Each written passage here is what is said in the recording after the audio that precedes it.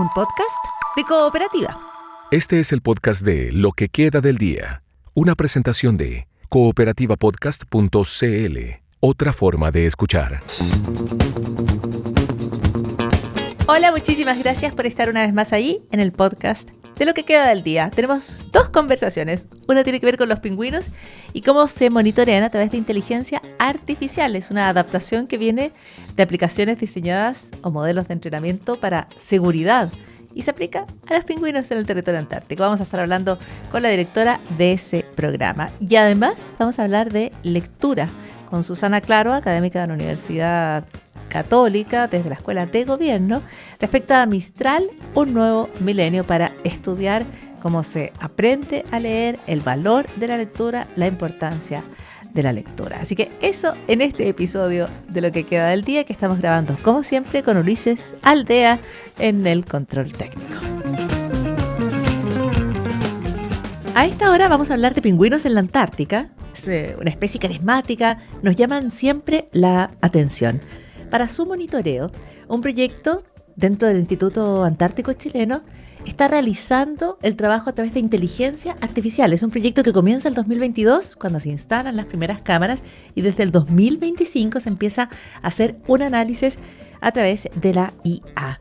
Y vamos a conversar con Magdalena Márquez Díaz, que es profesional del programa de áreas marinas protegidas del INAH y es líder de este proyecto de investigación. ¿Cómo estás, Magdalena? Bienvenida. Muy bien, gracias, Paula. La verdad, una combinación muy poderosa, la de los pingüinos con la inteligencia artificial. Y me gustaría que partieras tú por explicarnos qué hay aquí, más allá de las imágenes que toman las cámaras, que entiendo que ya estaban instaladas. ¿Dónde se ocupa la inteligencia? ¿Cuál es el hallazgo nuevo o la información nueva que permite la inteligencia artificial sobre esas poblaciones? Bueno, cada cámara tiene un marco de visión, ¿cierto? Entonces nosotros podemos ver solamente lo que está dentro de este marco de visión. Y lo interesante de esto es que estas cámaras toman registro diariamente desde el 2022, como ya dijiste tú, y este registro se puede analizar a través de la inteligencia artificial. Entonces, lo que en este caso yo hice fue tomar un modelo de redes neuronales que ya está disponible y que es de amplio uso, mucha gente lo utiliza, que se llama YOLO. Entonces, este modelo que es fácil de usar y que lo pueden usar personas que no sean expertas en código, se puede adaptar, por ejemplo, a un sistema antártico o al sistema que nosotros estamos viendo, al entorno que se puede ver a través de la cámara, para contabilizar en este caso pingüinos. Yo lo que hice ahora fue tratar de detectar y contar solamente adultos y pollos, pero en el futuro espero que poder iterar este modelo nuevamente y poder también identificar, además de adultos, que estos adultos sean identificables por especie, que los pollos también sean identificables por especie. Eso es muy ambicioso, sí, porque los pollos se parecen mucho al entorno, entonces a veces se confunden harto con piedras, y que tiene que ver con el sistema en el que estos organismos también evitan ser depredados, ¿cierto? Uh-huh. Y que además lo podemos extender con otras especies, por ejemplo, la paloma antártica, bueno, varias otras más que se pueden ver a veces en la visión de las cámaras trampa, en el campo de visión, porque ellos también generan interacciones con otras especies, y estas interacciones también sería interesante evaluarlas en el futuro. Uh-huh. Magdalena, entonces, de alguna manera tú adaptas el algoritmo para que pueda entregar la información que ustedes requieren. Efectivamente, lo que yo utilizo es este sistema YOLO, y este algoritmo que si bien tiene preentrenamientos para cosas básicas, uno podría, no sé, poner un video casero y detectar autos, por ejemplo, uh-huh. No está personalizado para lo que yo necesito. Por lo tanto, lo que yo hago es tomar la red neuronal, y esa red neuronal la entreno para lo que necesito en este caso, que son imágenes de Antártica principalmente, de pingüinos principalmente, y que funcionen en este entorno antártico. Entonces, bueno, esto es un proceso que es largo también, es iterativo, ya constantemente se va mejorando, pero yo lo que hago es entregar el input de información para clasificar. Perfecto. ¿Y cómo haces eso cuando además se trata de especies? Son distintas, ¿no es cierto? Son dos tipos de pingüinos, podríamos decir, los papúa y los barbijos. Por lo tanto, hay que entregar información para que la inteligencia artificial pueda distinguir estas poblaciones y además en sus distintos puntos de crianza, lo que tú decías, los polluelos, los adultos, eso es importante. Claro, por ejemplo, el sistema de visión que yo estoy utilizando hasta ahora todavía no logra una detección tan buena de especie. Sí logra una buena detección si es pingüino, ¿ya? Es como solamente pingüino adulto o pollo, más no logro detectar especie aún. Básicamente hay diferencias que quizás no son tan notorias. Por ejemplo, si pensamos en un pingüino de espalda, son todos iguales, ¿cierto? Claro. Más allá quizás si los vemos de frente podemos detectar si son diferentes. Pero lo que sí, por ejemplo, en el campo de visión de cada cámara trampa nosotros tenemos claro cuál es la especie a la que se le está tomando fotografía. Por ejemplo, cada cámara trampa está identificada como cámara de pingüino papúa, cámara de pingüino barbijo, y por lo tanto la composición de esa especie no va a variar de manera mayor, o la identificación, si identificamos pingüino, no va a haber una gran variación de especie específica dentro de ese campo de visión. Por lo tanto, es lo que a mí me sirve realizar. Sí espero, como dije antes, en el tiempo quizá poder ampliar este sistema de visión artificial y que ya pueda hacer además identificaciones y no solo detecciones. Okay. Y este sistema, esta adaptación para la observación de especies, Magdalena, ¿se ha ocupado con otras en otros lugares? ¿Cómo te inspiraste tú para este trabajo? Bueno, sí. En ecología, lo que es inteligencia artificial en ecología aún tiene amplio campo de desarrollo, como que aún podemos desarrollar mucho de esto, porque habitualmente nace desde otras necesidades. Por ejemplo, los sistemas de visión artificial quizás nacieron desde problemáticas de seguridad, ¿ya? Y hoy en día las podemos utilizar en ecología. Hay trabajos súper grandes respecto, por ejemplo, a identificar distintas especies de aves, ¿cierto? Tenemos algunas aplicaciones a veces en los teléfonos, ¿cierto? Que uno pone la imagen de un ave y te podría aproximar a qué especie es, si es que tiene una muy buena visión. Entonces, un poco parte desde ahí, desde la problemática que teníamos miles de imágenes de cámaras trampa. Entonces, ¿cómo procesamos estas imágenes y qué podemos hacer con ellas? Y una opción, o la primera opción, la más básica, era saber cuál era la distribución de esta especie o cómo se monitoreaba en el tiempo, cómo cambiaba la composición de la población. Entonces, ese fue el primer paso y bueno, hay muchos más pasos para el futuro. Ciertamente, pero es llamativo porque tú dices estos sistemas surgen en la seguridad, en el monitoreo, o mucho surge de esa necesidad de mayor seguridad, vigilancia, y ustedes lo están aplicando en un lugar donde, la verdad, es territorio antártico, o sea, la península antártica, y aquí no hay malhechores, son pingüinos, y eso es lo que ustedes están tratando de observar. ¿Qué han observado hasta ahora? ¿O qué es lo que sabemos de estas colonias en relación a lo que ustedes están buscando averiguar, ¿no es cierto? Respecto, ¿qué se sabía hasta ahora? ¿Qué hallazgos nuevos podría traer esta tecnología? Bueno, hasta ahora nosotros sabíamos que, por ejemplo, los pingüinos tienen periodos de migración. Entonces, tienen un periodo donde arriban a la colonia.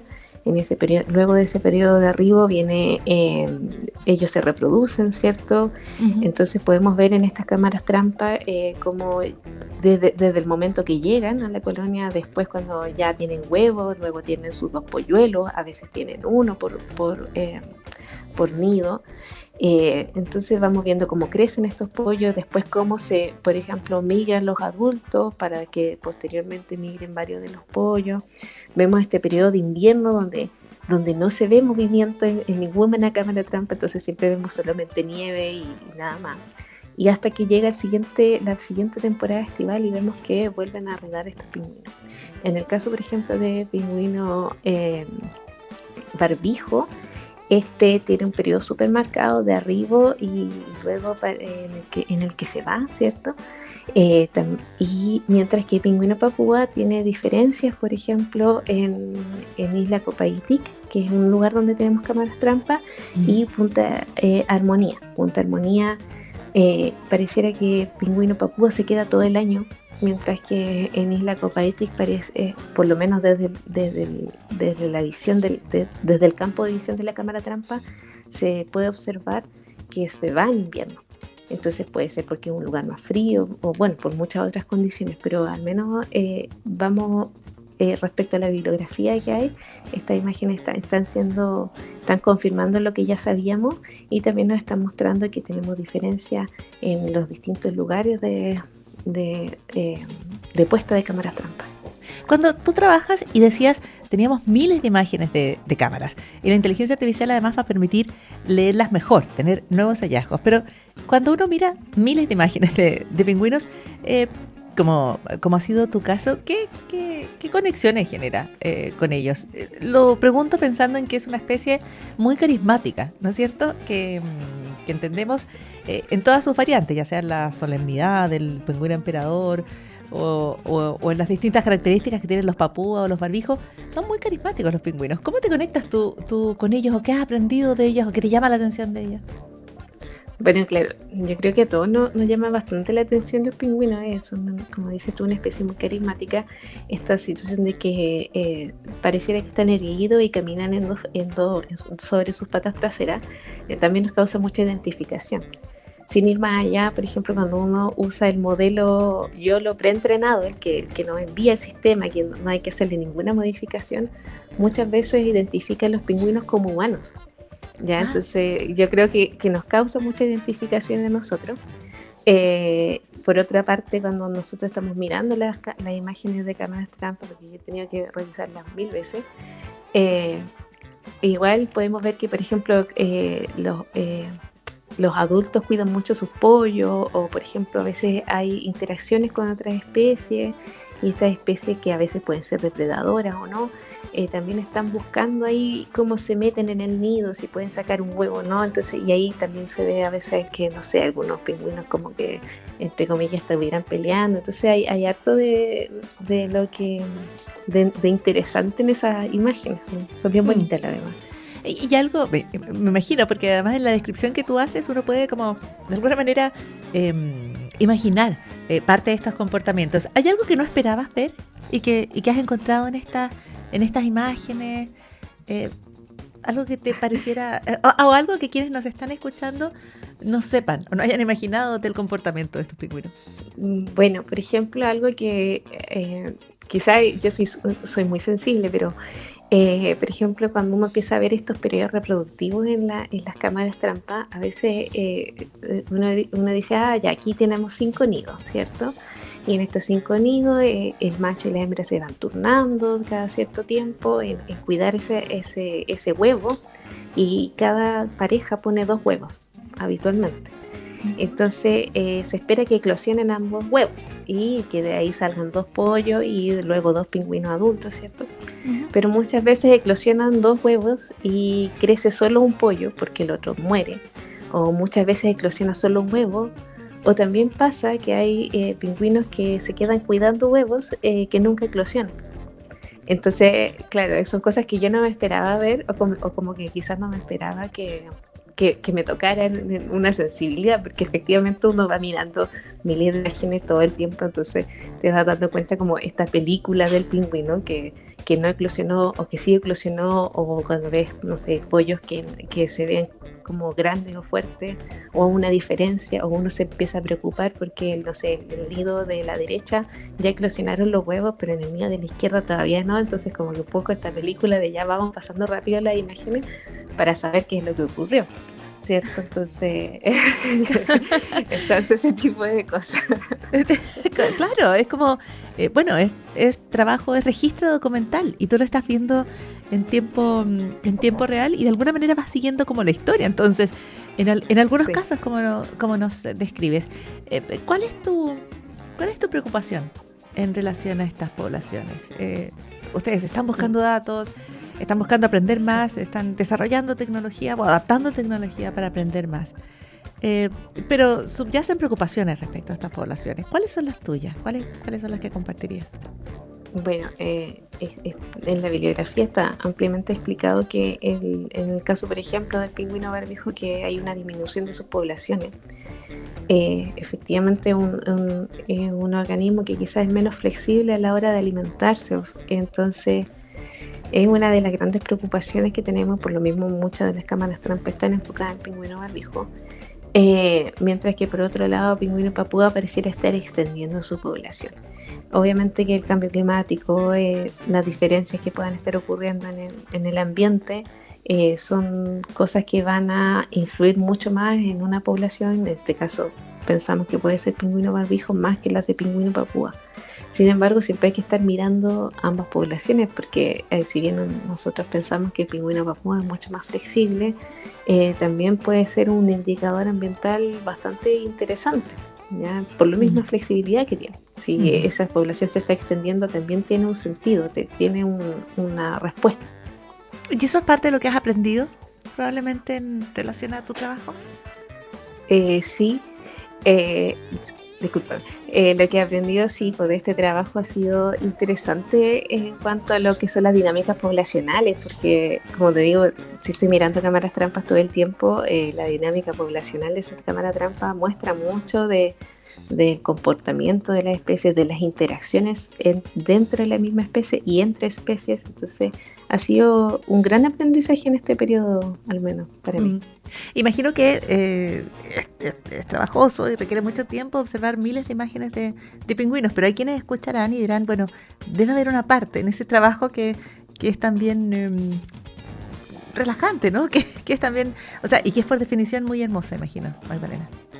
Sí, bueno, como te dije antes, son varias cámaras trampa y están desde el 2022, por lo tanto han tomado muchas imágenes de pingüinos. Yo efectivamente no las he revisado todas. No, imagino. Ciertas partes por dinámica, digamos, de la investigación. Pero sí, tiene cosas muy bonitas también. Conocer el territorio antártico también creo que fue algo muy, muy bello. Los lugares donde tenemos cámaras trampa son dos, Punta Armonía e Isla Copaitic. Y son lugares realmente impresionantes porque podemos ver a los pingüinos cómo se aglomeran dentro de la misma colonia. Hay diferentes especies, hay un territorio, hay un entorno que a veces podríamos pensar que es más difícil para ellos, pero que a ellos les acomoda mucho para poner sus huevos. Entonces, en realidad es bien bonito esa parte del trabajo. Sí, siempre la visita a la península Antártica es extraordinaria e inolvidable.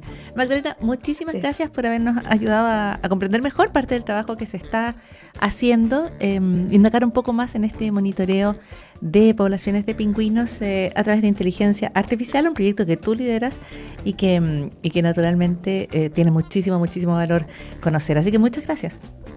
Gracias a ti. Buenas tardes.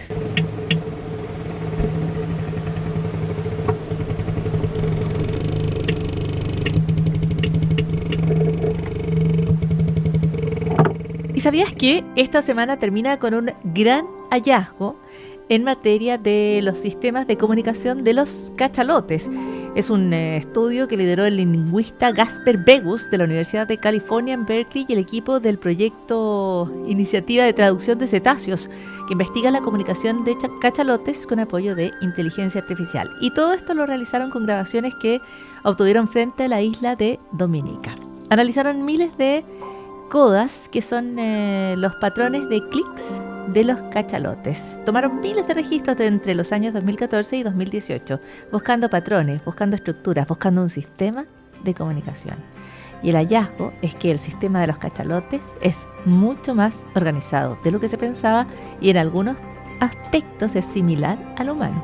Los clics, porque ese es el sonido base del patrón, recuerdan de qué manera o la forma en que se organizan, recuerdan cómo se organizan los sonidos en idiomas humanos como el mandarín o el latín o el esloveno. Es un hallazgo extraordinario.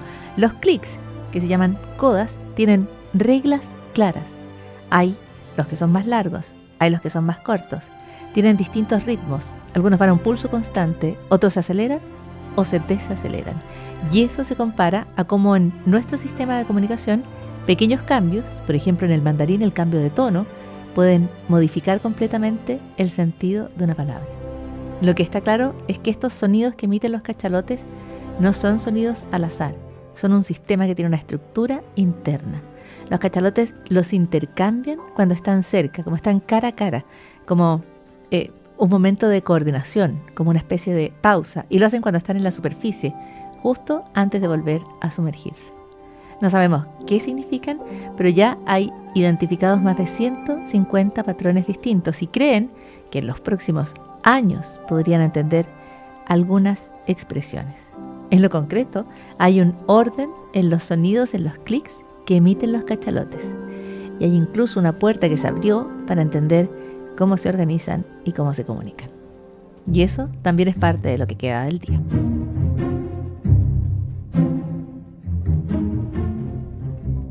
Estás escuchando el podcast de Lo que queda del día, una presentación de cooperativapodcast.cl. ¿Cómo se aprende a leer y cómo la lectura se convierte en herramienta, en capacidad, en habilidad, pero también en compañera de toda una vida de aprendizaje? ¿Y cómo ocurre eso en el actual entorno, el entorno digital, el entorno sociocultural, particularmente de los países hispanohablantes?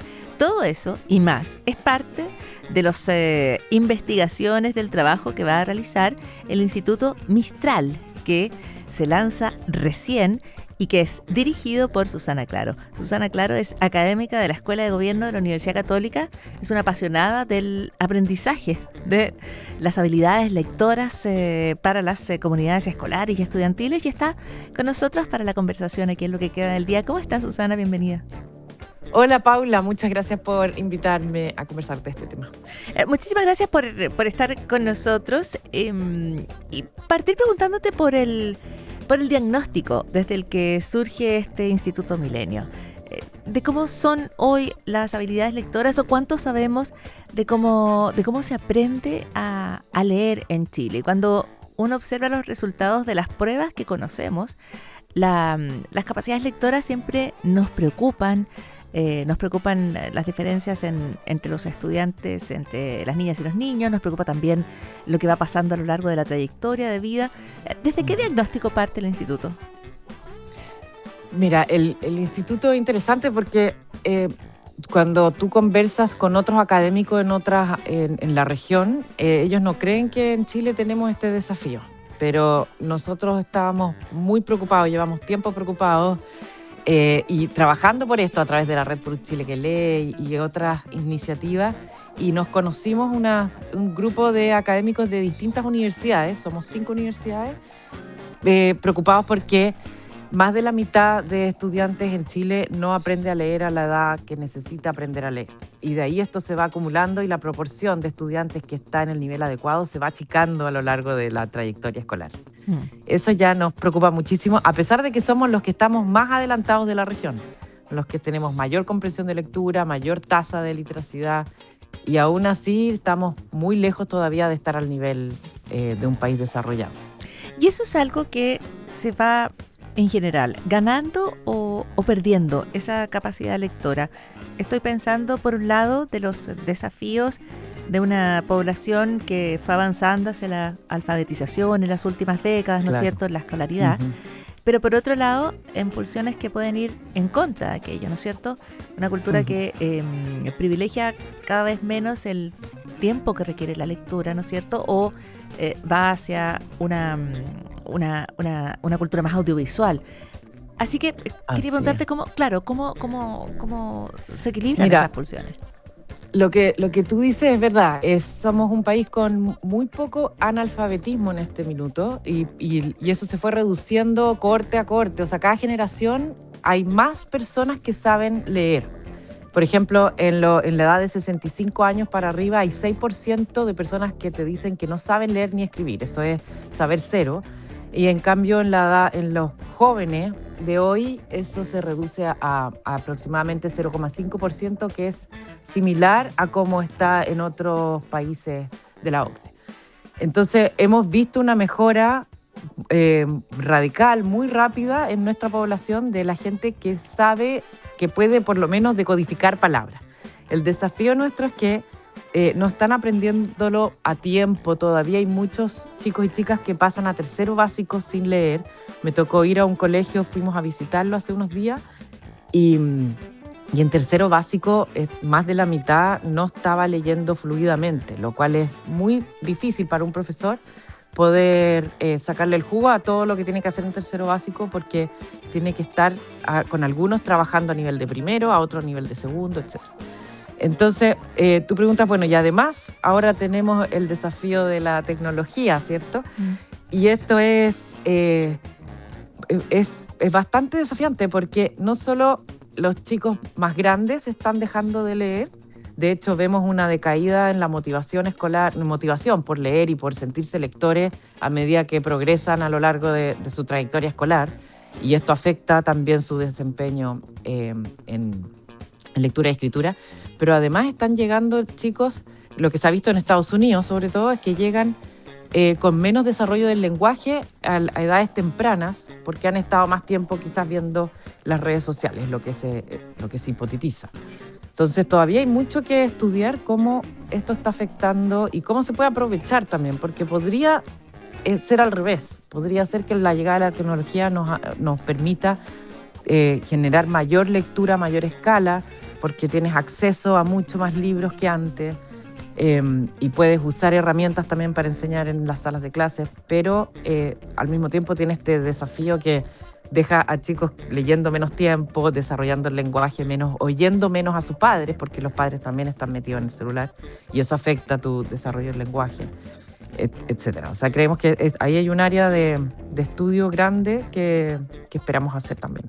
¿Y por qué o cómo es importante leer no solo como una herramienta dentro de la educación escolar, una herramienta necesaria, sino ustedes plantean a lo largo de toda la vida? De alguna manera entendemos, sabemos que tiene un valor enorme leer.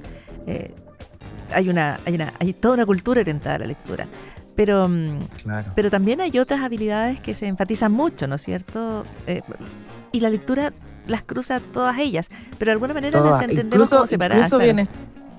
Incluso tiene efecto en psicológico, en bienestar, en disminuir la depresión. O sea, cuando tú tienes no solo la parte de tener activo el cerebro es beneficioso para tu salud mental. Cuando estás leyendo, estás activándolo, pero además te da vocabulario para poder expresarte más, te permite entenderte a ti mismo, comunicarte con los demás de otra manera, desarrollar la empatía, la convivencia. O sea, tiene muchos, no solo es una herramienta para el aprendizaje, sino también para estas otras cosas de tu desarrollo personal y la convivencia. ¿Y cómo se enseña a leer? Porque tú dices, hay aquí una brecha, hay un lugar al que no estamos llegando. Estamos bajo otros países, estamos bien en la región latinoamericana, pero no estamos bien en niveles lectores, en capacidad, en el aprendizaje de la lectura, si miramos hacia otros lugares del mundo. ¿Cómo se enseña aquello y por qué vamos rezagados? Así es. Mira, súper interesante el desafío porque sabemos enseñar a leer. Hay evidencia de cómo enseñar a leer, de métodos que son efectivos. Y lo más interesante es que hay colegios y escuelas acá en Chile que logran 90% de estudiantes en el nivel adecuado de manera consistente. Encontramos 15 escuelas que tienen arriba de 70% 3 años seguidos en el CIMSE de cuarto básico. O sea, algo espectacular para Chile porque el promedio es 42%. Y entonces el conocimiento está en alguna parte. Lo que nos cuesta quizás es saberlo distribuir y generar la gestión necesaria, la implementación de lo que hacen estas escuelas a nivel escala, a gran escala. Y nos dimos cuenta de esto desde antes con la Red por un Chile que lee, que en las escuelas de educación no se está transfiriendo este conocimiento porque no hay cursos especializados en cómo enseñar a leer en primero básico, por ejemplo. Entonces ahí detectamos un primer como área que sería fácil de resolver, ¿cierto? Y empezó a enseñar por un Chile que lee, desarrolló unos cursos junto con varias universidades, lo están aplicando ya en 8 escuelas de educación, piloteándolo y mejorándolo. Entonces ahí vamos a poder estar dando pasos. Y lo otro que pasa es que por lo mismo, muchos docentes están ahora en sus salas de clase en primero básico y nunca tuvieron información sobre cuáles son estos métodos efectivos, cómo se aplican, cómo se miden, etc. Y generalmente las escuelas, muchas dicen que no tienen un método a nivel escuela, o sea, que el director o que la comunidad dice, este es nuestro método para enseñar a leer, sino que cada profe decide. Entonces, como cada profe decide y muchos no saben, hay mucha improvisación y mucho prueba y error y búsqueda, y por muy apasionado y trabajador que sea el profe, es muy difícil llegar a resolver esto solo, porque es casi como un trabajo de cirujano. Necesitas tener todo muy pensado, muy estructurado, secuenciado, y enseñar de una manera muy explícita para que alcances a hacer esto en sectores donde hubo menos desarrollo del lenguaje y de la conciencia fonológica antes de llegar a primero básico. Entonces, si no hubo trabajo de la familia antes, o sea, si no pasó esto porque la familia está viviendo en un ambiente letrado, etcétera, necesitas tener un sistema muy específico. Entonces, eso es una de las cosas que queremos aprender. Cómo estas 15 escuelas que encontramos en sector socioeconómico medio para abajo, ¿qué hacen ellos? Ayudar a escalarlo y a difundirlo. También ayudar a las escuelas de educación a saber cuáles son los métodos que tienen más impacto en Chile, porque tenemos información fuera del país, pero no chilena. Y bueno, y ayudar a formar y ayudar a seguir buscando cuáles son las siguientes cosas que van a seguir apareciendo. Y como Susana, necesidades educativas, etc. aprender a leer es aprender a entender, es aprender a querer la lectura, porque es un concepto bien amplio, Súper ¿no? bueno. Sí. Y la gente, todos los académicos y las personas que trabajan en el mundo de la lectura, no les gusta cuando uno dice solo leer, porque pareciera que estuviéramos hablando solo de decodificación. Pero aprender a leer requiere... Hay tres procesos importantes. Uno es el de decodificación, juntar las palabras, leerlas hasta leer fluidamente, pero no necesariamente vas a entender lo que estás leyendo. Nosotros podríamos leer algo escrito en ruso y lo vamos a leer fluidamente, pero para entenderlo tú necesitas además desarrollo de conocimiento del mundo, tener conocimiento sobre las cosas que estás leyendo, porque te da contexto y te permite comprender el texto. Para eso también necesitas el vocabulario, que a veces el vocabulario es muy específico al tipo de texto que estás leyendo. Y por último, la parte del autoconcepto, la motivación, que tú estés motivado por seguir leyendo, que te identifiques como alguien que puede aprender a leer o enfrentar un texto cuando es difícil. Influye mucho lo que tú piensas de ti mismo. ¿Soy capaz de hacer esto o no?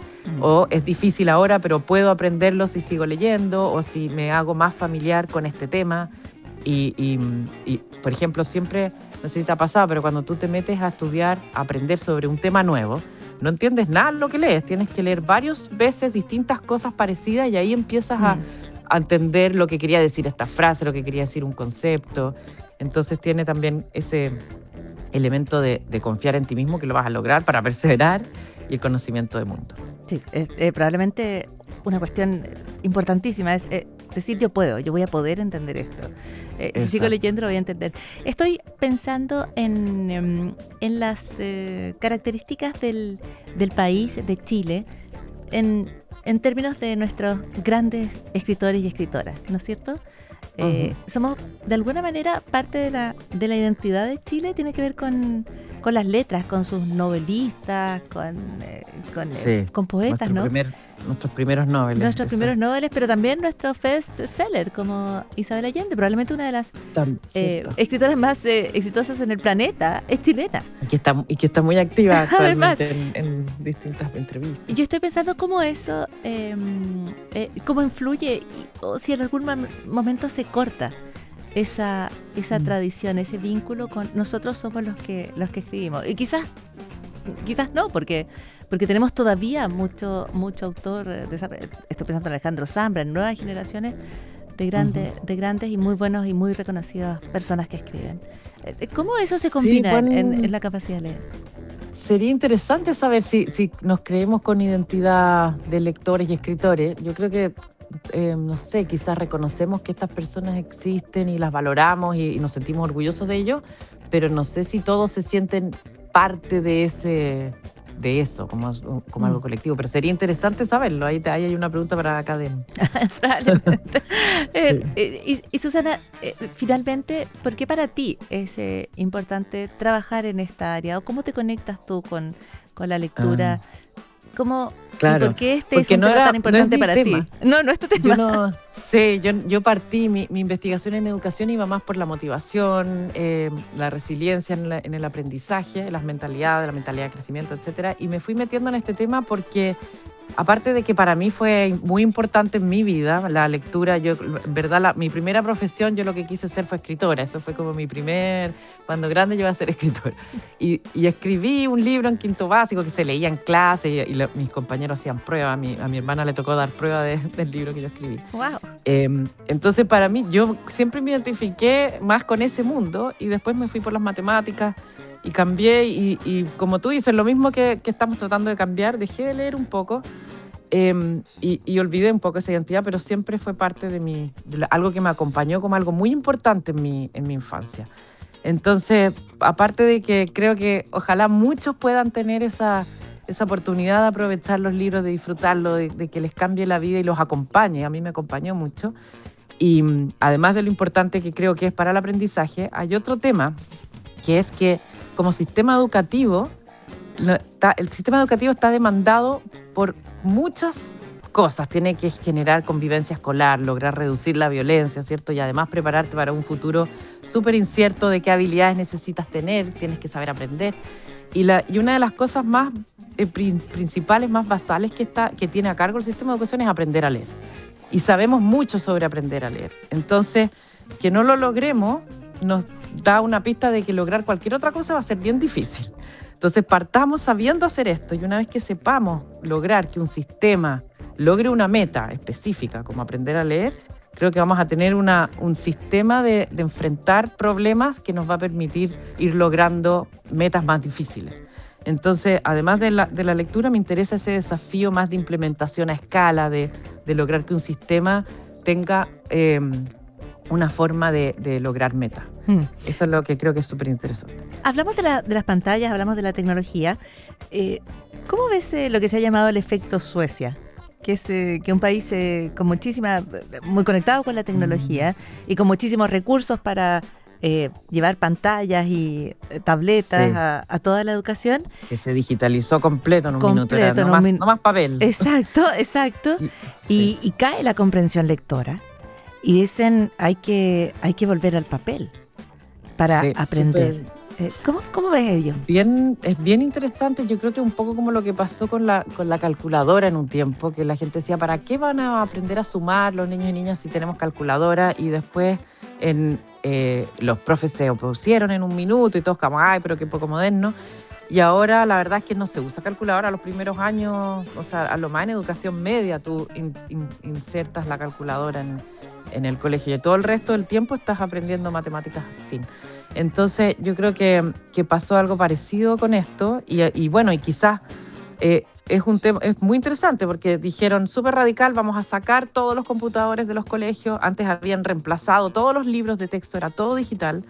Y ahora hacen este retroceso y bueno, y una de las cosas que vamos a poder hacer ahora con el Instituto Milenio Mistral va a ser entender por qué tomaron las decisiones y cómo les está yendo con sus nuevas decisiones y qué evidencia levantan de cambio y aprender de eso, porque esa es la gracia de vivir en una gran sociedad y tan conectados, que es otra cosa que va a poder hacer Mistral, estar mucho más conectado con el desarrollo y conocimiento de frontera en este tema. Es que aprendemos más rápido de los errores de los demás y de los aprendizajes de los demás. Y eso nos permite a nosotros también acelerar el camino hacia lograr que todos los niños aprendan a leer a tiempo. A partir de tu conocimiento, tu trabajo, tu investigación, ¿qué opinas de la pantalla en los colegios y la reciente tendencia a evitarlas, prohibirlas? Sí, yo creo que hay que eliminar las pantallas individuales en los colegios, por muchas razones. Primero, toda la razón de salud mental. Hay cada vez más evidencia de la adicción que genera el dispositivo personal que tú tienes constantemente contigo. Y la interrupción que hace en el aprendizaje también está súper demostrado que ya hay mucha evidencia de hace mucho tiempo que tener dispositivos personales en la sala de clase te distrae del aprendizaje y terminas teniendo menos resultados. Pero además hay una cosa de equidad. Tú no puedes, el profesor antes que contaba con que cada estudiante tuviera un celular para la clase, entonces lo terminaba usando en clase, y el chico que no tenía celular o le obligaba a la familia a conseguírselo o lo dejabas totalmente excluido del proceso. Y no todos tienen acceso a un celular o no todos los apoderados quieren dar un celular. Entonces también hay un tema ahí que es responsabilidad, si es que el curso, la clase necesita un dispositivo digital, debe proveerlo el colegio con toda la seguridad que tienen que tener esos dispositivos. Y después desconectarlo. Y en el recreo tú estás con tus compañeros o estás con tu mente descansándola, que es lo que necesita, y es todo lo contrario que hace un celular en ese minuto. Uh-huh.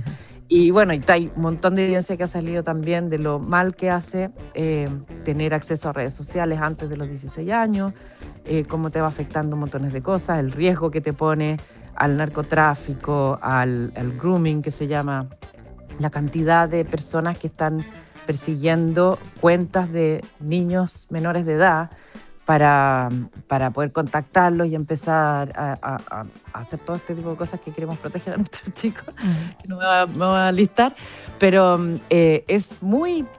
tiene muchos peligros, como dejar a un chico solo en la mitad de huérfano a las 10 de la noche. Y la verdad que nos hemos tapado los ojos porque no sabemos mucho qué hacer. Pero hasta que no sepamos bien qué hacer, los colegios debe esto estar totalmente prohibido, y yo recomiendo a los apoderados no entregar un celular o acceso a redes sociales hasta, de partida es ilegal el acceso a las redes sociales antes de los 13 años, está por ley, las plataformas no lo pueden hacer, y aún así hay mucho acceso, claro. Acceso, claro, informal. Sí. Y ojalá darles acceso mayor de 16 años es lo que están recomendando los psicólogos en Estados Unidos y en otras partes del mundo. Así es, pero de alguna manera ha sido un proceso que hemos ido aprendiendo al mismo tiempo que se van utilizando los dispositivos, ¿no es cierto? Probablemente vamos a mirar atrás y vamos a decir, hubo un tiempo en que como el cigarro. Claro, aquí nos dicen esto va a ser igual que... fumaban en las salas de clase, en los hospitales fumaban. Exactamente, así como alguien decía, antes se fumaba en un hospital, quizás alguien en el futuro dirá, antes se llevaba el teléfono al colegio. Pero bueno, claro. Para eso...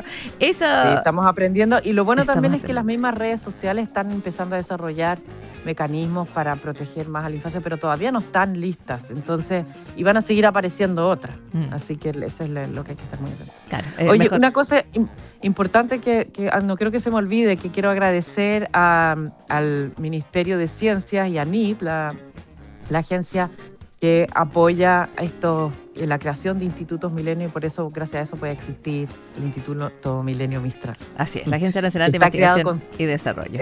Eso, y esta es una asociación de 5 universidades. Yo solo estoy representando aquí a 11 académicos distintos de distintas disciplinas, poetas también, que están trabajando en esto. Muy bien. Susana Claro es académica de la Escuela de Gobierno de la Universidad Católica y está en la dirección de este Mistral, que suena bien chileno, como Gabriela Mistral, pero en realidad es el Millennium Institute for the Study of Transformative Literacy and Learning, si lo dije bien. Y va a estar dedicado tanto a la investigación científica como también a la evaluación de aquellas mejores prácticas pedagógicas para leer mejor, para seguir aprendiendo a leer. Así que, Susana Claro, muchísimas gracias por la conversación. Gracias a ti, mucho gusto. Hasta la próxima.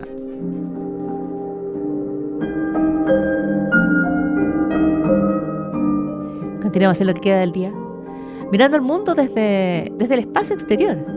Ya nos estamos como acostumbrando, pero la NASA difundió hoy una nueva imagen. Fue generada con datos que se captaron en marzo del 2026 a través de 2 satélites, los Landsat 8 y 9. ¿Qué se ve en esta foto?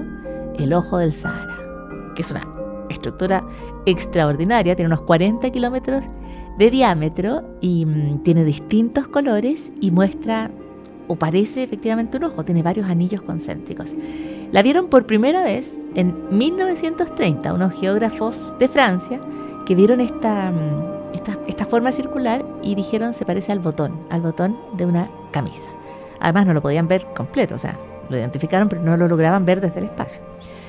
Y lograron empezar a entender mejor este famoso ojo del Sahara a partir de los años 60 con unos registros que tomaron 2 astronautas de la misión Gemini 4 que se llaman Ed White y James McDivitt. Durante mucho tiempo se creyó que el ojo del Sahara era un cráter formado por el impacto de un meteorito, porque es casi un círculo, es muy lindo, búsquenlo. Pero han estado estudiando y se ha descartado esa posibilidad porque no hay evidencia de un impacto. No hay, evidencia de que allí se haya generado un golpe, altas presiones y hayan salido minerales, qué sé yo. Lo que creen que es una formación geológica formada por distintos procesos. Primero se fueron elevando las capas de roca, pero la erosión del viento del Sahara a lo largo de millones de años fue actuando de manera desigual y empezaron a generar estos anillos. En el ojo del Sahara también se han identificado restos arqueológicos, hay herramientas prehistóricas, pinturas rupestres, vestigios de asentamientos, de rutas de caravanas que pasaron por este lugar. Así que la estructura de Rihat, que es su nombre más formal, o el ojo del Sahara, por primera vez ha sido observado en detalle a través de estos satélites de la NASA y hoy lo podemos ver en todo su esplendor. ¿Hay algo más bonito que la Tierra desde el espacio? Bueno, quizás la Tierra desde la Tierra. Y eso es parte de lo que queda del día.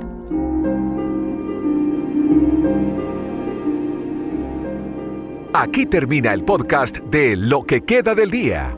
Lo escuchas en vivo de lunes a viernes desde las 4 de la tarde en Radio Cooperativa. Y todos los días en cooperativapodcast.cl.